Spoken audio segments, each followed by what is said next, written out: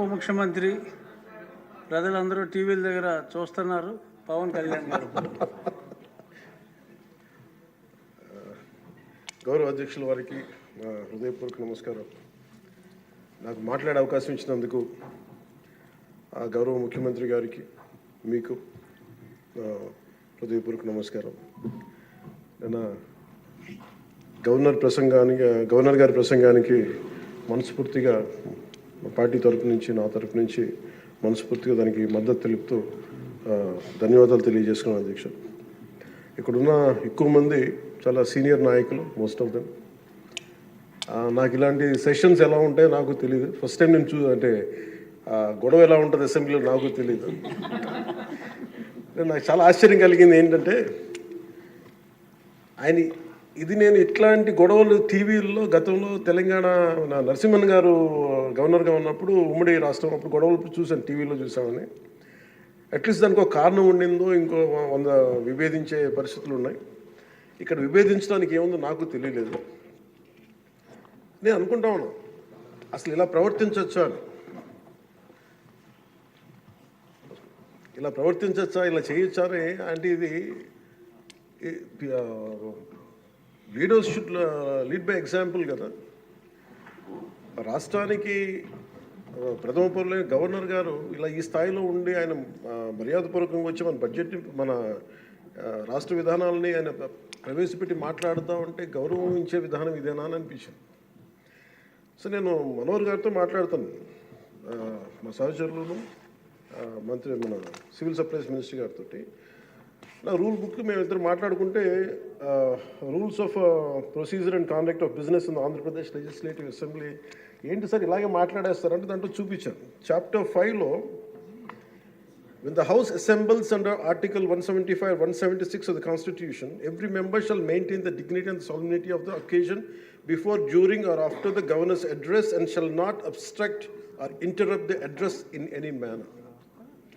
Maintenance of dignity and salinity at governors address అనేది చాలా స్పష్టంగా ఈ రూల్ బుక్లో ఉంటే మనమే రూల్స్ని ఇంప్లిమెంట్ చేయాల్సిన వాళ్ళం. వారికి సంఖ్యాబలం ఉందా లేదా పక్కన పెడితే every member of this house has a responsibility to follow the rules. మనమే కనుక రూల్స్ని బ్రేక్ చేస్తే ఇంక మన ప్రజలకి కానీ చూసే వాళ్ళకి ఏం చెప్తాం.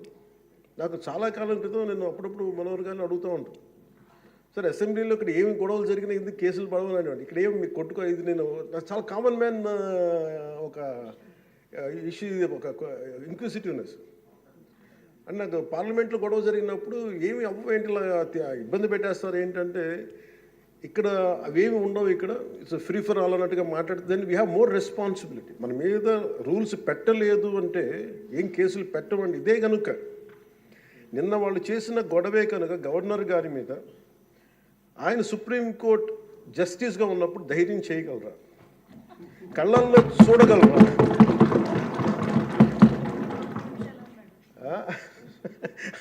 నాకు అది అనిపించింది. అంటే గౌరవించాల్సింది పోయి ఈ విధానం ఏంటనిపించింది. నిన్న టీవీ వాళ్ళని అడిగారు, మీరు వీళ్ళ వైసీపీ నాయకులు ఇలా మాట్లాడారు కదా, మీ ఇదేంటి అని. YCP synonym for ruckus. అంటే గొడవకు కానీ బూతులు కానీ వాళ్ళు పర్యాయ పదం అయిపోయారు. అంటే నిన్న చూసిన గొడవ జరిగిన తర్వాత నాకు నిజంగా అనిపించింది, గౌరవ ముఖ్యమంత్రి గారు అన్ని సంవత్సరాలు వాళ్ళు ఎలాగా వాళ్ళ తట్టుగా నిలబడ్డారో ఆయనకి హ్యాట్స్ ఆఫ్ తెలియజేస్తాడు. అది ఎంత గట్స్ ఉండాలి, ఎంత దమ్ము ఉండాలి, ఎంత ధైర్యం ఉండాలి. అలాగే నాకు నిన్న గొడవలు జరుగుతుంటే నాకు అనిపించింది, నాకు ఇవే గుర్తొచ్చినాయి అధ్యక్ష. వాళ్ళు ఎప్పుడైతే పేపర్లు విసిరేసి అక్కడ దాకా వచ్చారో నాకు గుర్తొచ్చింది వివేకానంద రెడ్డి గారి హత్య గుర్తొచ్చింది. అంటే వాళ్ళ విధ్వంస విధానం చూశారు. అలాగే ప్రజావేదికని కూల్చిన విధానాన్ని గుర్తొచ్చింది అధ్యక్ష. 200 పైచిలకు ఆలయాలని విధ్వంసం గుర్తొచ్చింది అధ్యక్ష. డాక్టర్ సుధాకర్ గారు చనిపోయిన విధానం గుర్తొచ్చింది అధ్యక్ష. జంగారెడ్డి కల్తీ సారాలో చనిపోయిన చావులు గుర్తొచ్చినాయి అధ్యక్ష. సుప్రీంకోర్టు జడ్జిలతో లెటర్ రాసిన విధానం గుర్తొచ్చింది అధ్యక్ష. వాళ్ళు చేసిన గొడవకి మన హైకోర్టు ఆంధ్రప్రదేశ్ హైకోర్టు జడ్జెస్ని సోషల్ మీడియాలో బూతులు తిట్టిన విధానం గుర్తొచ్చింది అధ్యక్ష. సోషల్ మీడియా అబ్యూస్ గుర్తొచ్చింది అధ్యక్ష, పత్రికాధిపతులపై దాడులు గుర్తొచ్చినాయి అధ్యక్ష, రివర్స్ టెండరింగ్ గుర్తొచ్చింది అధ్యక్ష, పాలసీ టెర్రరిజం గుర్తొచ్చింది అధ్యక్ష, స్వయాన మీ మీద జరిగిన టార్చరు, దాడులు, ఇబ్బంది పెట్టిన విధానం గుర్తొచ్చింది అధ్యక్ష, మన అడవుల విధ్వంసం గుర్తొచ్చింది అధ్యక్ష, చంద్రబాబు గారిని 53 రోజులు జైల్లో పెట్టి ఇబ్బంది పెట్టిన విధానం గుర్తొచ్చింది అధ్యక్ష, అమరావతి రైతుల్ని దారుణంగా రక్తాలు వచ్చేలా కొట్టి కేసులు పెట్టింది గుర్తొచ్చింది అధ్యక్ష, తిరుపతి కల్తీ లడ్డులు గుర్తొచ్చినాయి అధ్యక్ష, అబ్యూస్ ఆన్ విమెన్ గుర్తొచ్చింది అధ్యక్ష. మన కళ్ళ ముందు వీళ్ళు విధ్వంసం తెలియజేస్తూ ఉన్నారు. వీళ్ళు ఈ స్థాయిలో ఇక్కడ ప్రవర్తిస్తే దానికి సంబంధించి బయట ఇట్లాంటి గొడవలు జరుగుతాయి అధ్యక్ష. ఇది మారాలి అని చెప్పి మనం మాట్లాడితే ప్రజలు మనకి ఈ రోజున ఇంత అత్యధిక బలంతో మనల్ని ఇక్కడ నుంచోబెట్టారు అధ్యక్ష, ఇక్కడ కూర్చోబెట్టారు మనందరినీ. దీనికి గౌరవ ముఖ్యమంత్రి గారు ప్రదేశాలు చెప్తూ ఉంటారు. అలాగే ఇది మినిమం గవర్నమెంట్, ఇది మన నరేంద్ర మోదీ గారు చెప్తారు, గౌరవ ప్రధానమంత్రి, minimum government and maximum governance అని. దాంట్లో భాగంగానే చాలా గ్రేట్ అడ్మినిస్ట్రేటివ్ రిఫార్మ్స్ పట్టుకొచ్చారు. ఈ రోజున వాట్సాప్ గవర్నెన్స్ కూడా ముందుకు తీసుకెళ్ళడానికి ఆయన అనుభవం.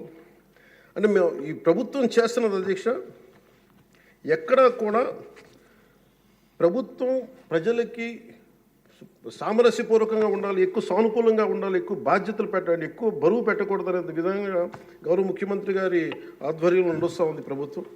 మేమందరం ఆయనకి సహాయ సహకారాలు అందిస్తూ ఉన్నాం అధ్యక్ష. Governor his excellency Abdul Nazeer గారికి రాష్ట్ర ప్రభుత్వ అధిపతిగా గవర్నర్ హోదాలో శాసనసభను ఉద్దేశించి రాష్ట్ర అభివృద్ధి భవిష్యత్ నమూనాను దిశానిర్దేశం చేసినందుకు వారికి నా హృదయపూర్వక కృతజ్ఞతలు. అలాంటి ఉన్నతమైన వ్యక్తి ఇస్తున్న సందేశాన్ని చూసి వైసీపీ వాళ్ళు బాయ్కాట్ చేయడం చాలా దురదృష్టకరం. ఇలాంటి ఆయన చూస్తూ ఉన్నాను అధ్యక్ష, ఇట్లాంటి ఇబ్బంది పెట్టే సమయంలో కూడా ఆయన ఆరోగ్యం కూడా సరిగ్గా లేదు, జ్వరం వచ్చిన సమయంలో కూడా ఆయన ఎంత ఇబ్బంది పెడుతుంటే ఆయన చాలా సక్సెస్ఫుల్గా ఆయనకి ఇచ్చినందుకు మనస్ఫూర్తిగా వారికి నా ధన్యవాదాలు, నా కృతజ్ఞతలు తెలియజేస్తాను. చట్టసభలు దేవాలయాలు లాంటివి, రాజ్యాంగాన్ని పరిరక్షించేందుకు 5 కోట్ల ఆంధ్రప్రదేశ్ రాష్ట్ర ప్రజల భవిష్యత్తుని నిర్ణయించే వేదిక ఇది. అలాంటి సభను హుందాగా నడిపించాలని కూటమి ప్రభుత్వం అధికారులకు వచ్చిన రోజు నుంచి తరచుగా చెప్తూ గౌరవ ముఖ్యమంత్రి గారు పదే పదే మా అందరికీ దిశానిర్దేశం చేస్తూ ఉంటారు. గతంలో కూడా మొదటి రోజు కూడా వారికి ఎట్లా రావాలి పెడితే లేదు మనం ఇబ్బంది పెట్టొద్దు, వాళ్ళకి 11 సీట్లు వచ్చినా కానీ పాపం వారికి ఇవ్వాల్సింది గౌరవం వాళ్ళకి ఇద్దామని చెప్పి ఏ రోజు కూడా ఇబ్బంది పెట్టి గబుక్కుని ఒక మాట అంటుంటే గౌరవ సభ్యులు కొంతమంది ఇక్కడి నుంచి అలా చెయ్యొద్దు, అలా మాట్లాడకండి అని అందరినీ చాలా సున్నితంగా మందలించారు ఆయన. ఇట్లాంటి ఉన్నప్పుడు వాళ్ళు ప్రవర్తించే విధానం చాలా చాలా బాధ అనిపించింది. మేమందరం 164 మంది సభ్యులు చాలా బాధ్యతగా వ్యవహరిస్తున్నాం అధ్యక్ష.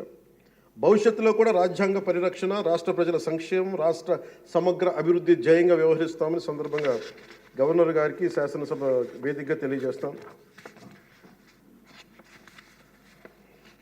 నిన్న సభలో గందరగోళం సృష్టించి సభ నుండి వెళ్ళిపోయిన 11 మంది ఎమ్మెల్యేల పార్టీకి సంబంధించిన ఎమ్మెల్సీ ప్రవర్తనని ఖండిస్తూ ఇందులో ఆ తప్పు లేనప్పటికీ కూడా గవర్నర్ గారికి ప్రభుత్వం తరఫున క్షమాపణ తెలియజేస్తాను అధ్యక్ష.